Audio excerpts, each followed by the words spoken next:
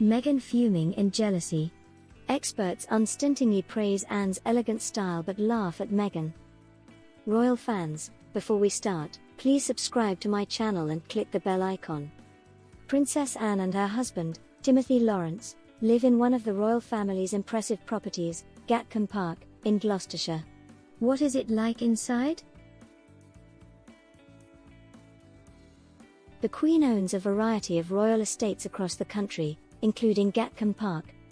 Based between the villages of Minchinhampton and Avening, Gatcombe Park is a country house, farm, and estate that first came into the royal family in 1976. The estate was purchased by the Queen as a gift for her daughter, Princess Anne. Anne raised her children, Zara and Peter, in the property and now lives there with her husband, Timothy Lawrence. Her Majesty purchased Gatcombe Park from its previous owner, Lord Butler of Saffron Walden, Master of Trinity College, Cambridge, and a former Home Secretary, who had inherited the house from his father-in-law, art collector Samuel Courtauld. Although never officially disclosed, it has been estimated that the Queen paid between £500,000 and £750,000 for the 730-acre property. Now, the property is understood to be funded by Princess Anne and her husband Timothy, and moved into the estate in 1977 with her husband at the time, Mark Phillips. After Anne and Mark divorced in 1992, the couple split the estate and lived there separately for a time. Anne married her second husband, Timothy, months after her divorce to Mark, and the pair have lived in Gatcombe Park since. In 2013, they were joined by Zara and her new husband at the time, Mike Tyndall. Anne's house at Gatcombe Park has a lake, stables, and huge grounds. But what is it like inside?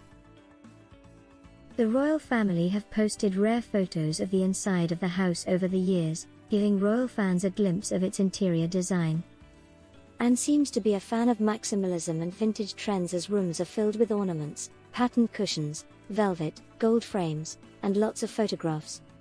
Vintage stylist and interiors expert Kate Beavis said it appears that Anne has filled her home with objects that are important to her. She continued, "She's known as the laid-back royal, which absolutely comes across in the images. I think maximalism reflects her love for the many things she does and all her passions in life."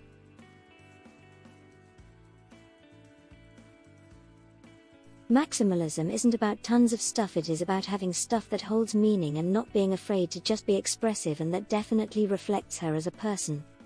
The images clearly show books that showcase her passions, and clashing prints that almost seem like a connection and reflection of her childhood growing up.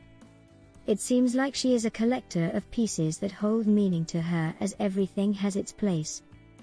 Books within reach, cushions and display cabinets that just show things she connects to.